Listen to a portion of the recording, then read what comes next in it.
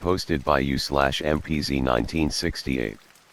19, Chestnut Street, PT1. I have been staying in this house for some time now.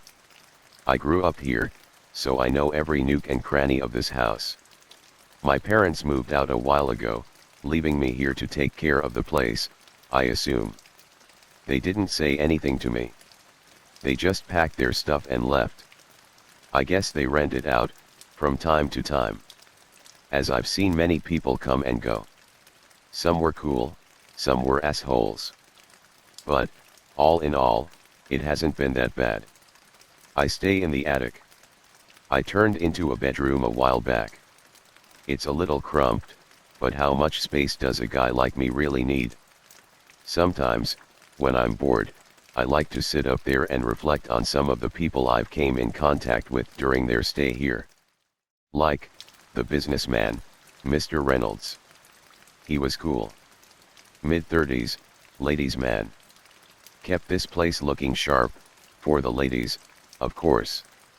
He was always talking to some Chinese-looking guy on, what he called his laptop. I don't really know what that is. Then one day he just disappeared. Some people came and took his stuff shortly after that. I wonder whatever happened to him. Anyway, then there were, what I like to call, for lack of a better term, the high guys. Two stoner buddies that like to sit around all day, drink beer, play video games and get stoned. Who am I to judge anyone? To each their own, I always say. But, they trashed this place. I can't have that. I tried everything I could to get them out of here. But they were so high, most of the time, they thought I was a hallucination and laughed it off. I stayed in my room the day the cops came to the house and take them away. Who's laughing now? There's been many families move in and out. None of them really stayed too long. Moms and dads, with a couple kids. Sometimes, just mom and kids. Sometimes, just dad. Aside from a few screaming matches and the sounds of lovemaking, on occasion. We all seemed to pretty well get along. I really enjoyed playing with the kids, though. They're so much fun, playing hide and seek, duck duck goose, games like that. It made me feel alive. I really miss those kids. But now there's Susan. She moved in about 6 months ago. Susan is amazing. She's single with no kids. Though she does have a cat, Oscar. Oscar doesn't like me, at all. Every time I come in the room, he stands up, curls his back and hisses at me, like he's ready to attack. I don't want any trouble, so I just leave Oscar alone. Susan goes to work early every morning and doesn't return till late at night, sometimes after dark. I don't know exactly what she does for a living. But I'm sure I will find out eventually. She spends most of her days off, just watching Hallmark movies and eating lots of ice cream. I don't understand why, but as pretty as she is, she can do whatever she likes. Susan is about 5 feet 4 inches. Tall, late 20s, maybe early 30s, with beautiful long brown hair, these amazing green eyes, and a voice like an angel. It doesn't hurt that she's chunky in all the right places, either. No disrespect to any of you ladies reading this. Susan may be the most beautiful woman I have seen in a long time, but her housekeeping skills leave a lot to be desired. It's not that she's a slob or anything. It's just that she doesn't clean up after herself very well. So, on occasion, while she's at work, just to help out, I will pick up the cups and dishes from around the house and put them in the sink. Pick up her clothes. I don't know what kind of perfume she uses, but, damn, does it smell good. Anyway, I will put her clothes on the hamper, sweep the floor, turn the lights out, things like that. Nothing real major, just the basics. It always makes me happy to see the smile on her face, when she comes home and sees the house straightened up. She just stands there smiling and she always says, "Thank you. Anything for you, Susan. Anything." I am so taken by Susan that sometimes at night, I like to go stand at her bedroom door and just watch her sleep. She looks so peaceful. I would like nothing more than to lay beside her with my arms around her waist and just hold her. Maybe someday. I know it's only been a little while, but I think I'm falling in love with her. I want to tell her how I feel. I want to show her. I think I'll do it tonight, when she gets home. What's that? Some kind of folder on the table. HPRC. Hamilton Paranormal Research Center. Case file number 137. Paranormal. I've never seen this before. She must have left it behind when she left for work today. I'll just take a peek. Hey, that's a picture of Susan. What does it say underneath? Lead investigator. Wow, sounds important. Here's a letter. I can barely read the writing. I, hereby, give my permission to any member of the HPRC to live in my residence for the sole purpose of obtaining evidence of paranormal activity within and assist in removal of said activity. I can't read the signature. But, there's that word again. There's more. A newspaper clipping? From 1974? What does it say? Yesterday, the only son, Michael, age 17, of respected banker William Bernard and his wife, Emily, was found dead in an apparent accidental fall, from the attic door to the hallway below. The cause of death was a broken neck.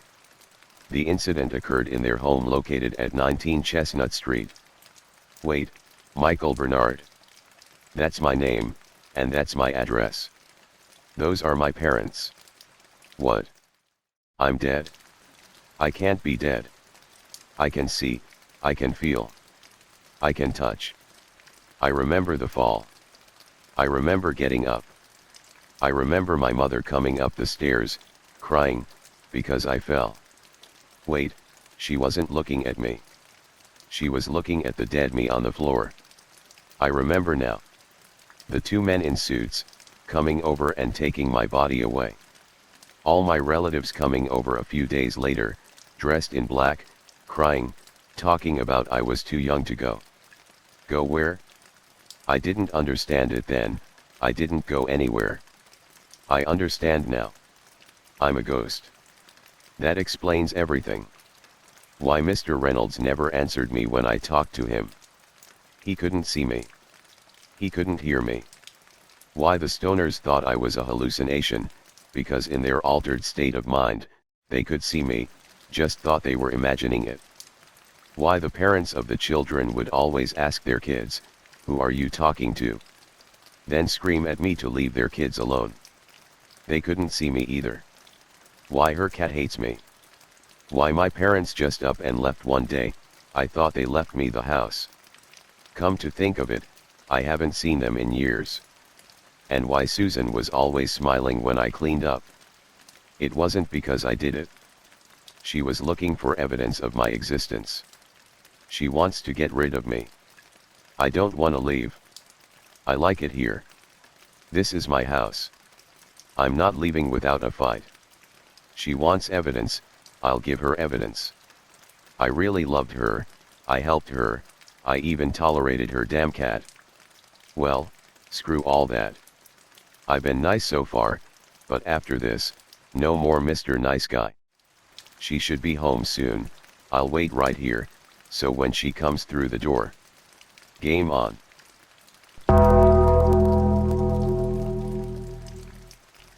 Posted by u/mpz1968. 19, Chestnut Street, PT2, Final. Good evening. What you about to hear is a dramatized audio translation of the events that occurred at 19, Chestnut Street. July 25, 2018, starting at approximately 9:08 p.m. and ending at approximately 9:27 p.m. This translation was taken from video surveillance cameras and audio microphones placed in the living area, kitchen, upstairs hallway, and master bedroom of the home. Translation goes as follows. 9:08 p.m. Susan Meyer, former lead investigator for the Hamilton Paranormal Research Center, arrives at the home and enters through the front door. 9:09 p.m. A small manila folder, sitting on the coffee table, begins to shake, and eventually takes flight in the direction of Mrs. Meyer, striking her between the eyes, causing a small cut in her skin and tiny droplets of blood to flow down her face. 9:10 p.m. A large curio cabinet to her right seems to move out, by itself, about 3 inches from the wall and crash to the floor in front of her, pinning her between it and the front door. At which time, Mrs. Meyer screams, "Michael, why are you doing this?" 9:11 p.m. A low humming sound is heard, the volume intensifies, and forms into what appears to be a voice saying, "This is my house." 9:12 p.m. All lights, under surveillance, start turning on and off by themselves. Doors opening and closing repeatedly. The front door opens so hard that it strikes Mrs. Meyer in the back, knocking her over the broken cabinet and onto the floor, dropping her purse in the process. 9:13 p.m. What appears to be a strong gust of wind blows through the living area. So hard, that it knocks over a table lamp and several knickknacks off the shelves, sending them crashing to the floor below. 9:15 p.m. From the floor, Mrs. Meyer screams, "Michael, stop. I know this is your house, I know, stop." 9:16 p.m. A small cat enters the frame from the bottom left corner of the screen and immediately flies backwards off screen. The sound of it hitting the wall and scurrying away is heard soon after. 9:18 p.m. All activity stops. Mrs. Meyer stands, grabbing my purse, and says, "Michael, listen to me. I know you're mad. I don't want you to leave. I want you to stay. I quit my job today to be with you. I wanna be with you, here, in this house." 9:21 p.m. What appears to be a large mass of black fog appears on camera, forming into what looks like a person. 9:22 p.m.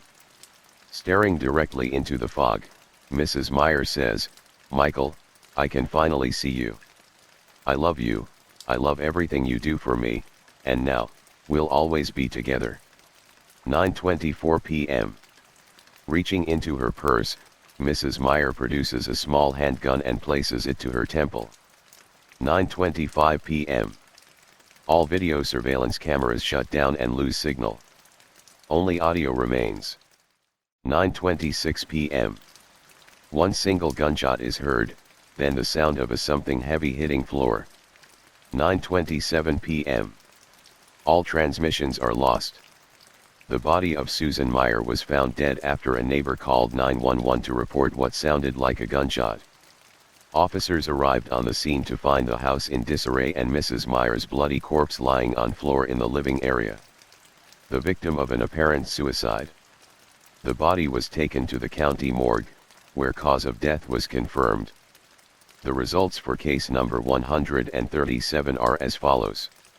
The home is believed to be completely consumed by a malevolent, evil spirit.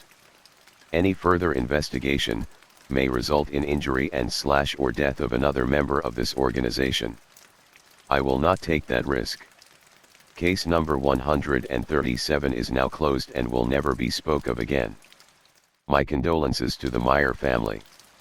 Thank you for your time. David Weinhardt, Director of Operations, HPRC.